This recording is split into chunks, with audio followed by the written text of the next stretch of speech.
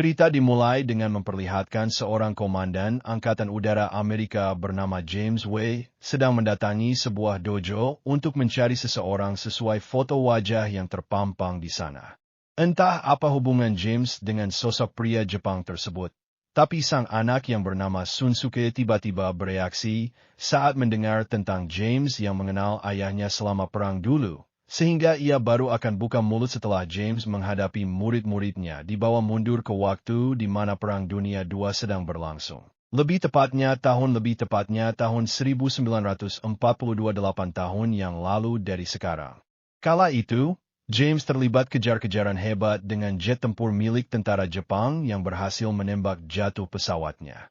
Hal tersebut membuatnya harus terdampar di Pulau Batan di Filipina. Keesokan paginya, kita akan diperlihatkan dengan pasukan tentara Jepang sedang menyusuri hutan untuk memastikan tentang James yang benar-benar sudah tewas. Menyadari mereka mulai mendekat, James pun mencoba mengalihkan perhatian dengan melempar sebuah batu ke arah lain, dan akibat ledakan keras yang ditimbulkan, pasukan Jepang berhasil mengejar dan mengepung James dari segala arah. Melihat puluhan senjata mengarah kepadanya, James pun memilih pasrah saat sang kapten mengancam akan menembaknya. Mereka pun membawa James ke barak untuk ditawan. Dan inilah tempat para tawanan perang ditahan. Sudah ada puluhan tawanan yang entah sejak kapan mereka berada di tempat ini. Selain lokasinya yang berada jauh di tengah hutan, barak ini juga selalu diawasi non-stop 24 jam. Tiba di depan markas utama, James pun diseret untuk menemui sang jenderal yang bernama Ito. Sekaligus meminta izin beliau untuk mengambil tindakan selanjutnya. Dikira akan dijadikan tawanan seperti tentara Amerika lain, James justru dibawa ke hutan belakang barak untuk dihabisi. Sesuai tradisi Jepang, yaitu memenggal kepala menggunakan pedang katana. Sang Krocho, yang merupakan orang terdekat jenderal, pun menyuruh James berlutut dan mulai mengayunkan pedangnya. Beres menghabisi ketua Krocho dan Krocho, James dengan cepat kabur ke sisi lain hutan dan tak sengaja menemukan bangkai pesawat terbengkalai tanpa mesin. Sempat akan sembunyi di dalam, tapi terlalu beresiko. Ia kembali melanjutkan pelarian setelah mendengar teriakan tentara Jepang yang semakin mendekat. Dan James tak sengaja tertangkap ranjau babi dan harus ditemukan serta kembali. Mendengar ketua Krocho dan para Krocho mati dibunuh oleh sang ahli bela diri, Jenderal Ito pun penasaran dengan cara melakukannya. Setelah menemukan lencana komandan di balik saku bajunya, Jenderal menyuruh sang ketua Krocho bernama Endo untuk menunda eksekusi karena beliau punya rencana lain atau mungkin obsesi. James pun disambut baik oleh para tawanan lain, yang kebanyakan dari mereka seorang ahli dari Amerika, seperti Gabriel, seorang angkatan darat, berdisi paling mahir kanji. Dan terakhir ada si botak Giri, sang ahli geologi cakap-cakap informannya informasi.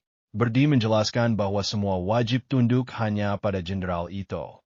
Tidak ada toleransi melanggar, langsung dihabisi. Jenderal Ito tifak segan membunuh, yang mencoba kabur atau sudah tidak mampu bekerja. Dan jikalau James ada niatan melarikan diri, lebih baik pikir dua kembali. Tak hanya seorang jenderal yang kejam, Ito juga merupakan ahli bela diri yang terbukti. Ito sering rutin pengepal tangan agar menguasai aliran tanpa pedang, yang dikuasai iblis bulan atas 3 akaza.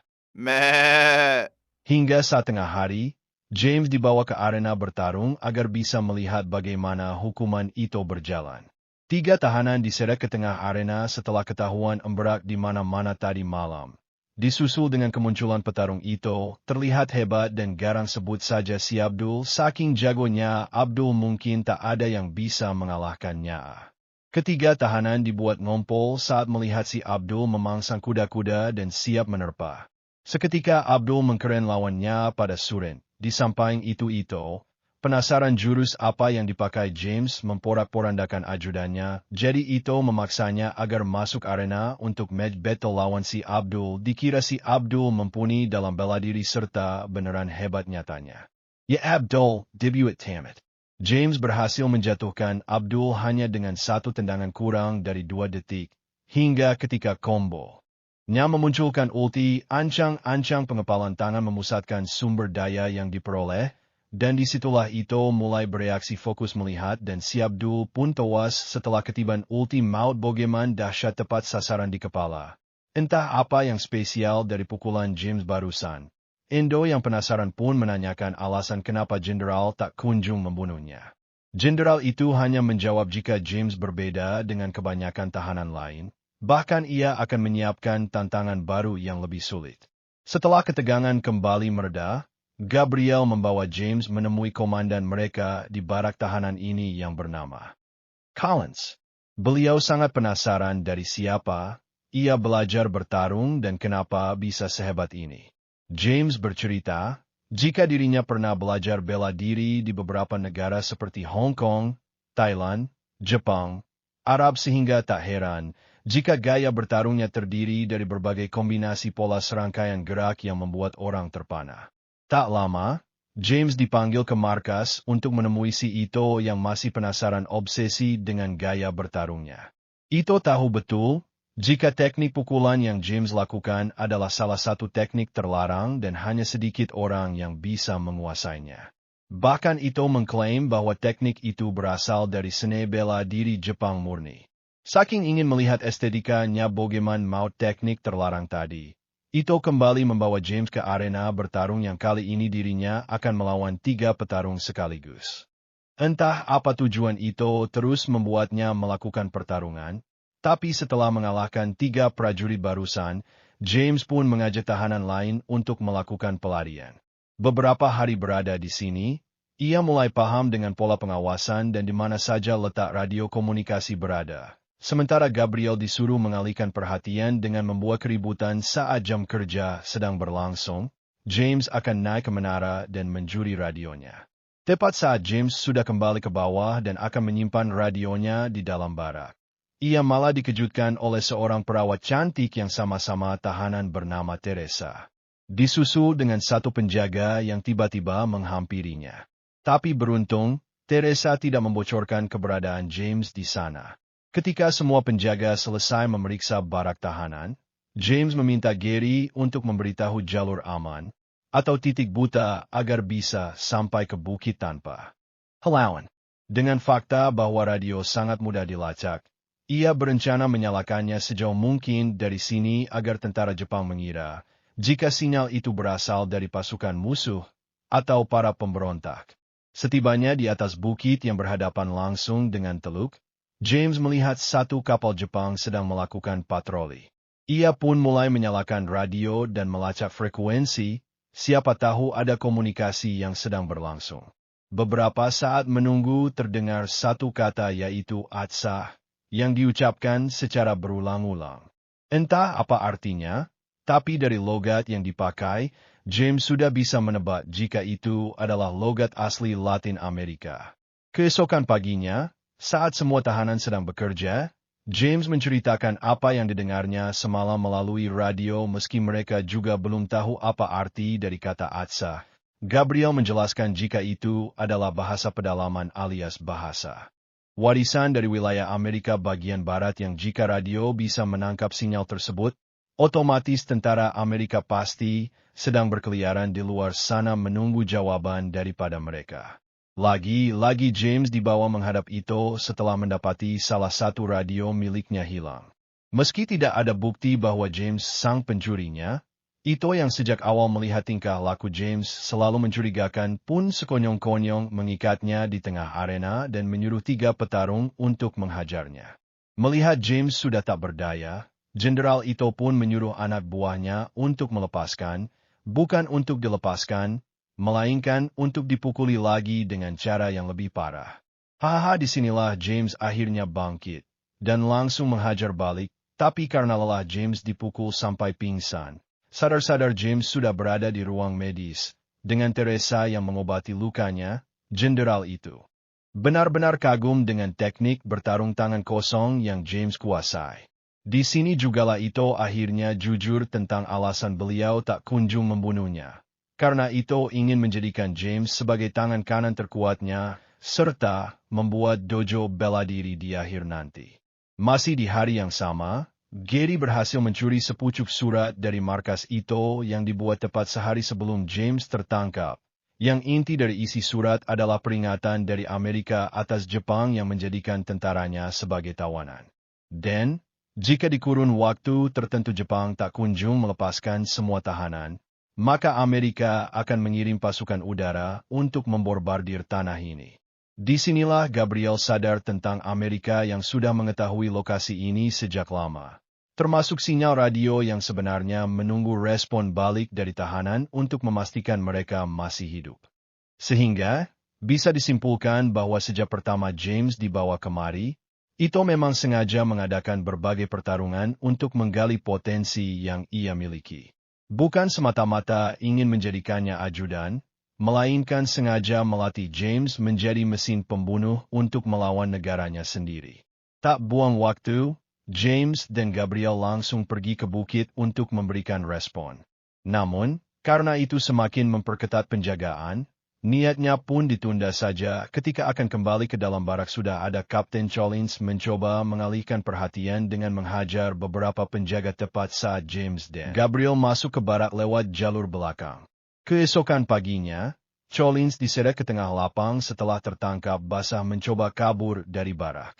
Bukannya langsung dieksekusi, Ito malah memberikan pilihan kepada James dengan menyeret satu tahanan untuk dijadikan opsi.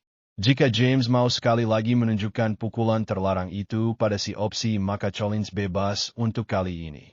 Dan sungguh betapa liciknya si Ito itu saat si tahanan tak bersalah tetap saja dihabisi, disusul dengan kemunculan 3 petarung lain yang ditugaskan untuk menghajar Colin.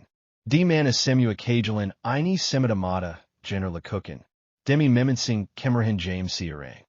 Pertarungan pun langsung dihentikan setelah Colin berhasil mendorong para prajurit sampai mendobrak dinding barak. Muak dengan tindakan sekarab Joe-nya yang Ito lakukan, James pun menantang Ito Baywan.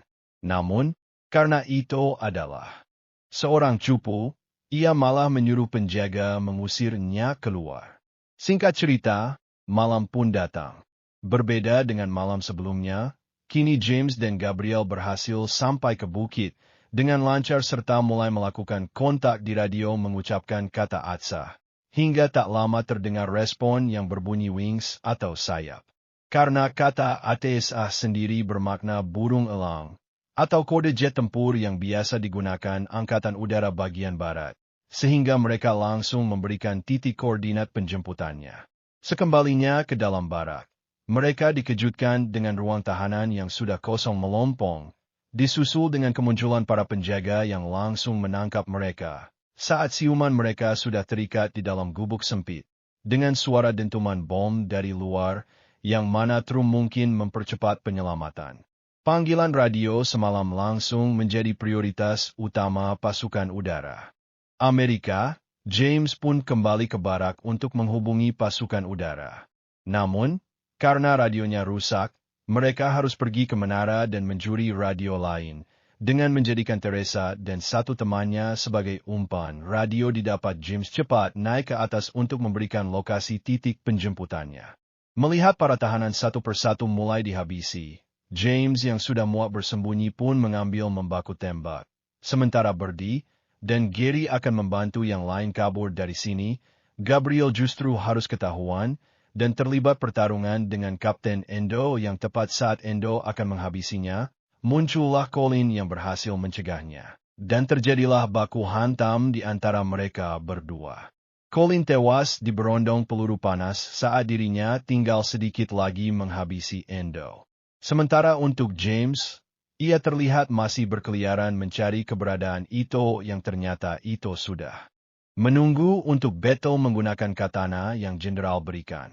Mereka akan bertarung sampai darah penghabisan tanpa ada seorang pun yang dapat mencegahnya.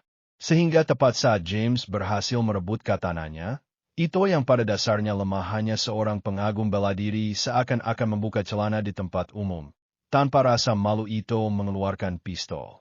Namun, karena James adalah seorang petarung paling gigih di dunia, ia pun bisa mengalahkannya dengan cukup mudah. Karena kehabisan waktu, Gabriel langsung menarik James pergi dan meninggalkan Ito dalam keadaan terkapar tak berdaya. Kroco Endo memaksa menembak mereka dari belakang. Tiba-tiba, untung Ito mencegah yang memang karena pada dasarnya Ito sudah terobsesi dengan jurus ladang yang James miliki. Memanfaatkan bangkai pesawat tanpa mesin yang sempat James temukan di belakang hutan. Gabriel pun kembali menghubungi pasukan Amerika bahawa mereka akan menyalakan suara sebagai tanda titik penjemputan. Disusul dengan James yang menyiapkan beberapa tiang untuk memasang tali pengai yang nantinya akan digunakan untuk menarik pesawatnya.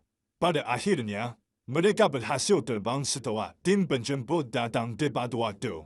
Meski tidak bisa menyelamatkan semua tahanan, setidaknya ia masih hidup dan punya kesempatan untuk melakukan penyelamatan. Bahkan, selamat James akan kembali dengan membawa pasukan yang lebih banyak mungkin karena ada sebuah simpati. Kembali ke masa sekarang, lebih tepatnya di dojo milik Ito. Mendengar cerita barusan, Sun Suke akhirnya bukan mulu tentang Ito. Ayahnya yang meninggal tahun lalu akibat memang sudah waktu. Maksud kedatangan James kemari adalah untuk berterima kasih karena dulu Ito membiarkannya tetap hidup. Sama seperti Ito yang terobsesi dengan pukulan terladang milik James. Sun Suke menyuruh semua murid untuk keluar dan memohon agar James mau menunjukkannya. Tidak didasari oleh balas dendam atau menyimpan kebencian satu sama lain. James murni menerima tantangan ini sebagai bentuk terima kasih pada keluarga Ito. Dan James langsung menghentikan pertarungan setelah melihat Sun Suke jatuh berkali-kali karena ranah yang berbeda. Namun, karena sang anak itu keras kepala ingin melihat pukulan terladang atau ulti yang diangan-angani dan pasrah meski dirinya harus mati. James pun mulai menepalkan tangan dan mengusapkan semua energi pada satu titik sampai akhirnya setelah melihat sendiri pukulan terladangnya meski sengaja tidak ditibankan semestinya. Anak itu sangat bersyukur karena anak itu bisa dipertemukan dengan sosok petarung kasta tertinggi. Ia memberikan rencana komandan milik James yang sebelumnya itu simpan, karena memang itu adalah wasiat itu sebelum meninggal dunia.